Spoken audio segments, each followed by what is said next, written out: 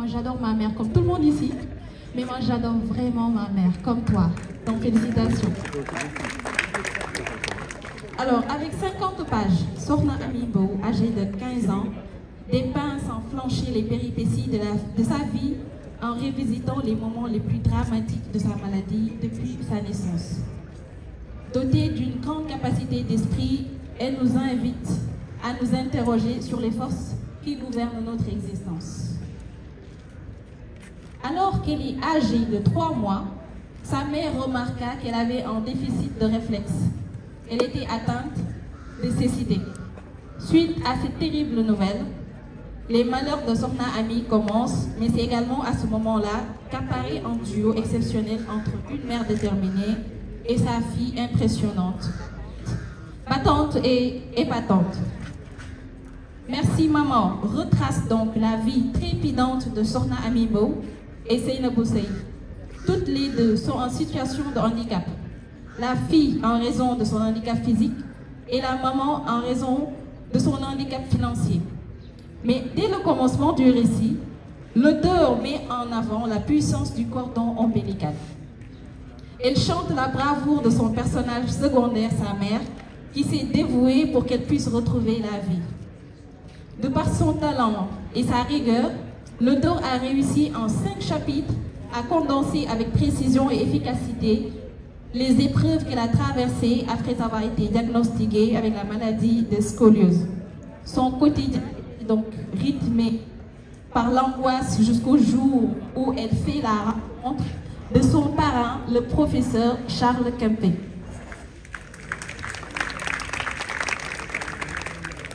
Grâce à ce docteur qui t'a pu guérir par le cœur et le corps, leur collaboration mise en évidence dans cette œuvre témoigne de l'éthique du docteur Charles en tant que professeur d'orthopédie au centre d'hospitalisation de l'Ordre de Malte.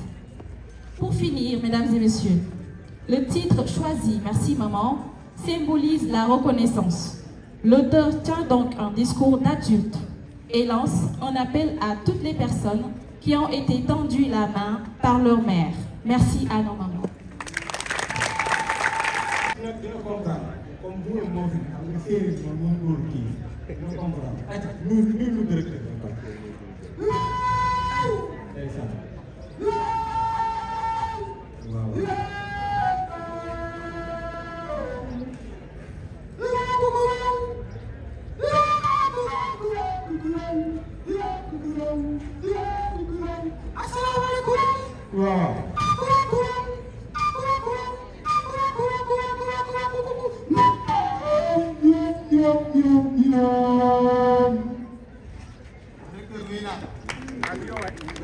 loolu suñu yoon ndax danoo waroon a njëkkee yoon dégg nañu koy déglu waaw kilifa yi ñu fekkoon aussi waaw ñëpp ñu ngi leen di teewal monsieur le ministre de la Santé Aliou Sow yee fa ñu jëm Diouf kooku dëkk dëpp bi ndeysaan kooku ndax am na ñoom te ni waaw ci taasukat bi naan yaay docteur ci biir famille waaw xam nga dañoo juum sax ci taasu da naan ñii nga pigi ñii nga joxe doom waaw booy pigi di joxe doom kay loolu kay nag est-ce que du musiba boo nekkee docteur da ngay fexe ba kenn du pigi kenn du naan doom na ñëpp waaw ndax moom nag taxawaay boobu la taxawee nag waaw loolu mën naa nekk xam nga dafa am doomu geño am doom dem bi yàlla moo la ko séddi ci kaw suuf nga nangu sa doom la nga bañ sa doom léegi nag nit ki mënoo dimbali nit lu dul ci li nga yóbbu waaw man ci li ma mën ci laay dimbaliwaat directeur mi ci li mu mën ci lay dimbaliwaat kii naka noonu yéen ñëpp naka noonu du noonu ñun ñëpp ci li ñu mën yàlla xéw na ci li ñuy dimbali nit ñi moom nag wàllu paj dafa yàlla séddee muy docteur Charles waaw ndeysaan ñoom kër gi am ci askan bi dafa rëy waaw ndax daanaka mën na ne suñu borom daal fonk ci biram jox leen dëgg la de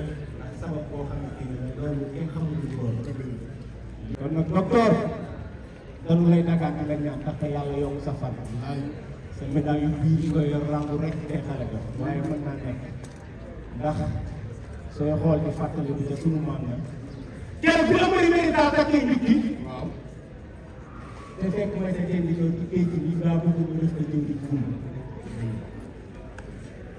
keroog bi may sa kenn di ñëw laajee ne kooku bu mu war a ba kenn kooku am na bëri daa rek la war a nopp bàyyi ba mu jógee fi def ko jëwriñ bul mu dàgg ma nga ba mu def jógee fi def ko jëwriñ bul kon su laajee jëwriñ bul moom la war a doon may sa teen yow de teg comme yàgg ne mbir ma dama leen ko mu ko def jëwriñ bul génn ci joor bi dem dikki ma ci géej bi ne ko ma mun na ko faam mun na ko dama leen jikki toog bis bu ma waree doon tamit dinaa la def jëwriñ bul loolu nag soo ko lëkkalee lii day xaw a nuroo ndax ci wari bëri keroog bu koy jugee xolam neexul waaye nag biir ma kàddu ba mu waxoon sàmm na ko ba def ko jëwriñ bul waaye docteur bi am na lu mu sàmmoon teg suñu jigéen bi ñaawul bii ba def ko tey li mu doon kon nag docteur dama ne lu tax moo tax ci tax mu tax moom la ngeen tax ba dootoo taxal waaw donc waroon ngeen ci réew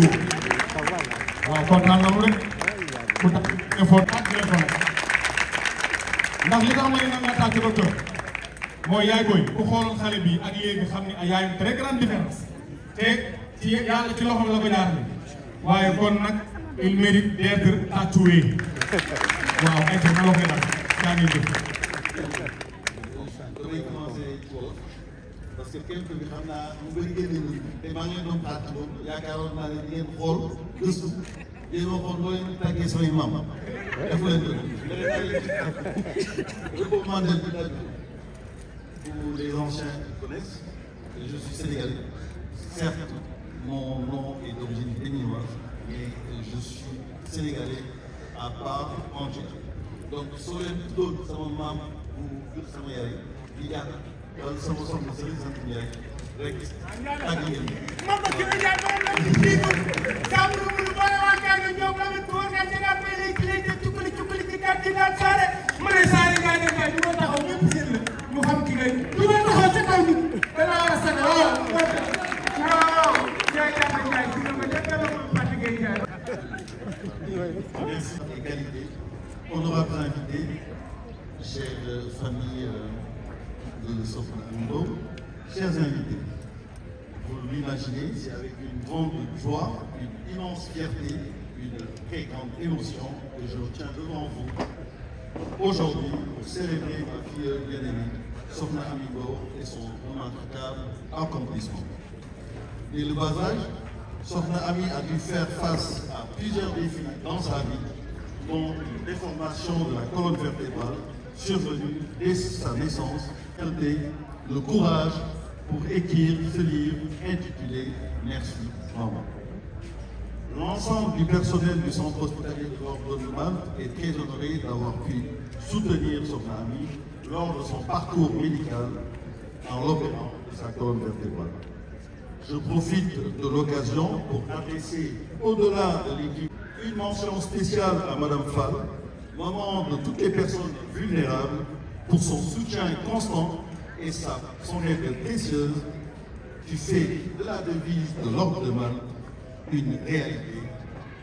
Comme disait en fait cette devise, nourrir, témoigner, protéger la foi, ainsi que servir le pauvre.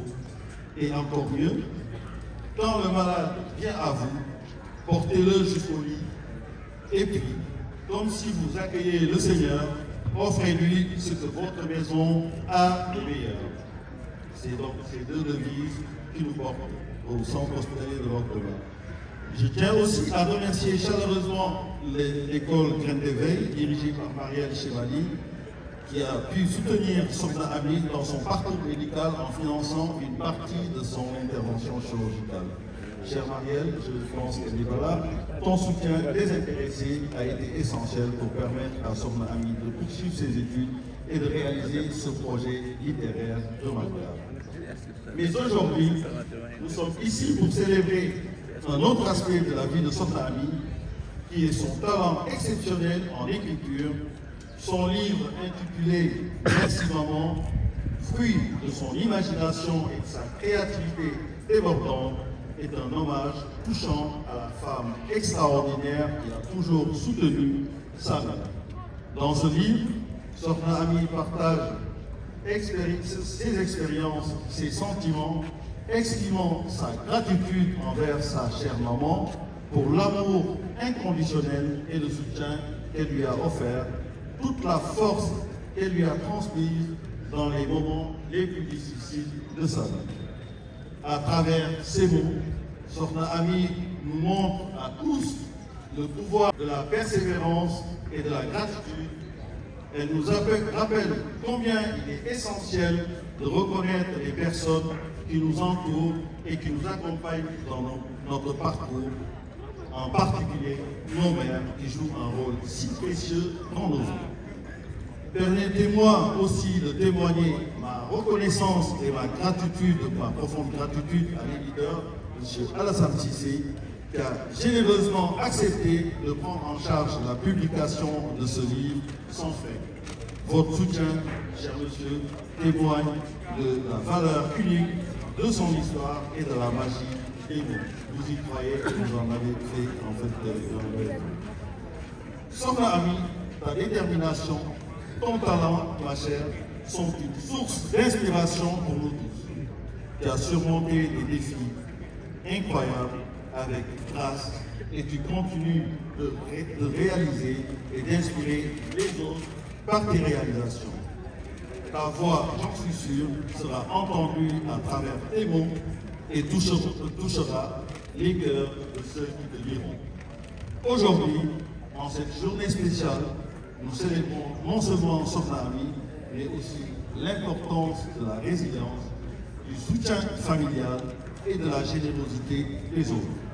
Nous reconnaissons l'impact positif que nous pouvons tous avoir dans la vie des autres lorsque nous nous engageons à être présents et à soutenir ceux qui en ont besoin.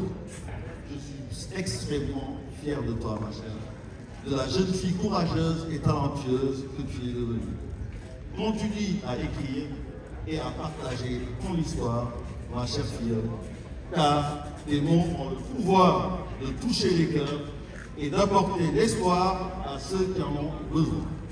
Nous sommes tous fiers de toi, nous te soutiendrons toujours dans tes aspirations futures. Merci à vous tous d'être présents ici pour partager cette merveilleuse occasion avec Sokhna Ami. Votre présence, votre soutien signifie beaucoup pour elle. Félicitations, ma chère Sokhna Ami, pour ce magnifique accomplissement. Nous avons hâte de voir où ton talent et ta détermination te mèneront. Défie les limites, ma chère, ne limite pas les défis. Merci beaucoup.